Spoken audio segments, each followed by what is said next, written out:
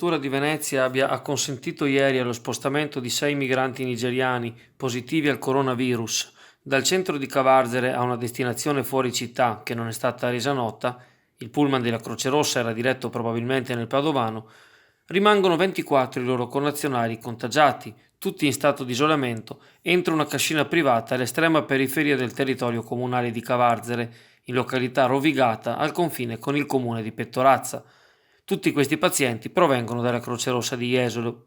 Ieri pomeriggio, nonostante sulle prime non fosse stato autorizzato dalla questura, in Piazza della Repubblica si è tenuta una specie di sit-in di protesta spontanea da parte di alcuni cittadini, senza bandiere di partito.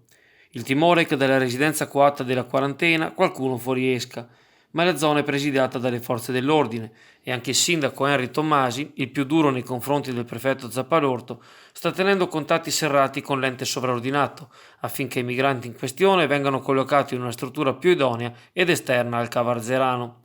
Il consigliere di opposizione Emanuele Pasquali ha protocollato intanto una richiesta di consiglio comunale straordinario.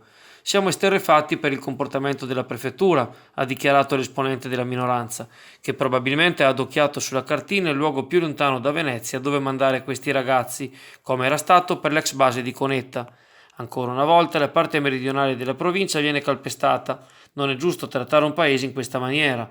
Non ci deve essere colore politico, ma prendere posizione nei confronti di un'emanazione del governo, qual è la prefettura. Jesolo avrà pure la propria stagione turistica da preservare, ma i cavarzerani non sono di serie B. Pasquali conclude suggerendo una soluzione già adottata in Calabria, dove i richiedenti asilo positivi al virus sono stati trasferiti all'ospedale romano del Celio. Serve una struttura sanitaria dove possano guarire dal Covid.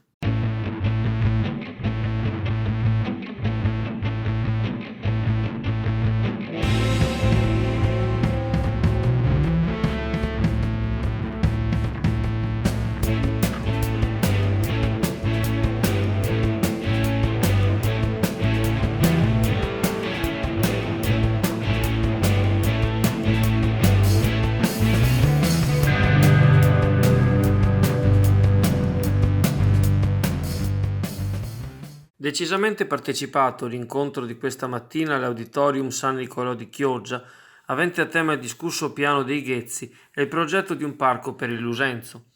Organizzata dall'Osservatorio Ambiente e Territorio, l'iniziativa ha avuto quali ospiti l'architetto Marina Pacchiani e l'ingegner Piero Pedrocco, che hanno conferito rievocando la genesi e gli obiettivi secondo il piano regolatore generale vigente.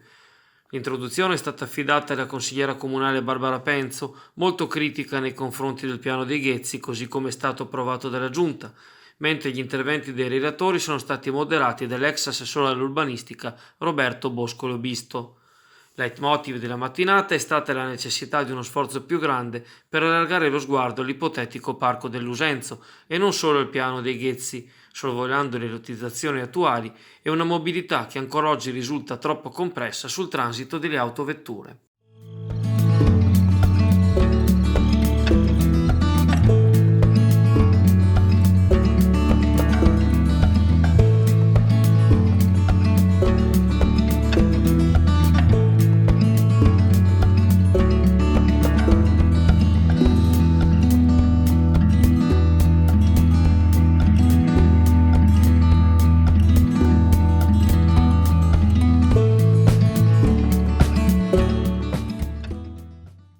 Per il Movimento 5 Stelle, stamane all'Hotel Plaza di Mestre, è il giorno della presentazione di Enrico Cappelletti, candidato a presiedere la Giunta Veneta nelle prossime elezioni regionali del 20 e 21 settembre. Per sostenerlo sono accorsi il ministro Federico D'Incà, le senatrici Laura Bottici e Orietta Vanin, il deputato Alvise Maniero e la lista di 7 candidati al prossimo Consiglio regionale. Nel suo discorso, Cappelletti ha fatto riferimento alla gestione della sanità e del trasporto pubblico locale, quali presupposti per un Veneto diverso dagli ultimi 25 anni. Al momento dell'entrata di Zaia in regione, ha sostenuto il candidato, i posti letto negli ospedali pubblici erano il 25% in più rispetto a oggi, ma l'attuale amministrazione ha preferito concentrarsi sulla realizzazione di grandi opere come la Pedemontana, risultato uno spreco di 11 miliardi che peserà sui cittadini e gli automobilisti per i prossimi 40 anni. Equivale a 50 ospedali di grandi dimensioni che non verranno mai realizzati. Tra le papabili consigliere, Elena La Rocca, che dall'esperienza in comune a Venezia ha tratto l'indicazione di impegnarsi per l'arte e lo spettacolo come veicoli di economia, oltre che il rilancio della canapa industriale, mentre l'uscente Erika Baldin chiede la riconferma sulla scorta delle tante battaglie portate avanti in questi 5 anni nei settori ambiente, sanitario e urbanistico. Spiace dover constatare, ha aggiunto la consigliera regionale Chiogiotta, che già martedì terminerà il breve lavoro della commissione che doveva investigare cosa è successo alle residenze per gli anziani durante il Covid. Assicuro che se sarò eletta farò riaprire la commissione per fare piena luce. Con il Movimento 5 Stelle gli ultimi sono i primi.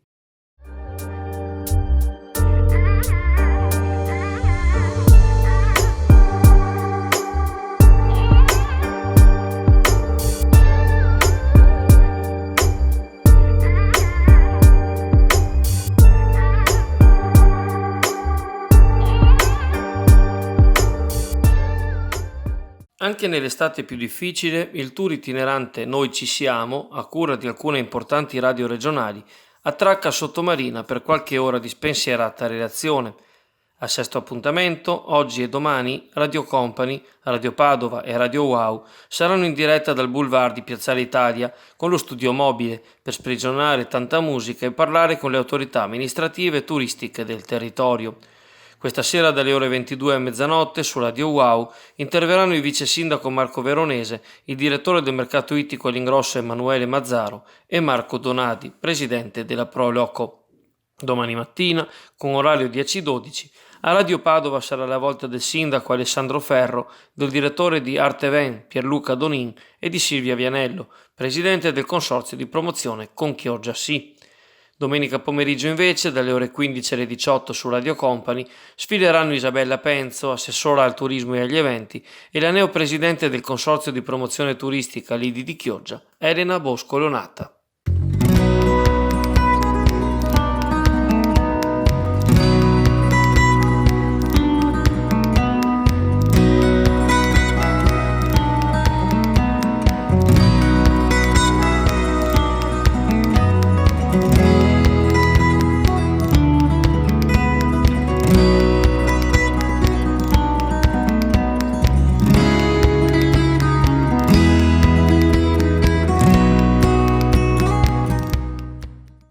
Da Tarvisio ad Ancona a bordo di un monopattino elettrico di ultima generazione. Stefano Giusto, 41enne di Scorzè che lavora come agente di polizia locale a Venezia, ci ha preso gusto.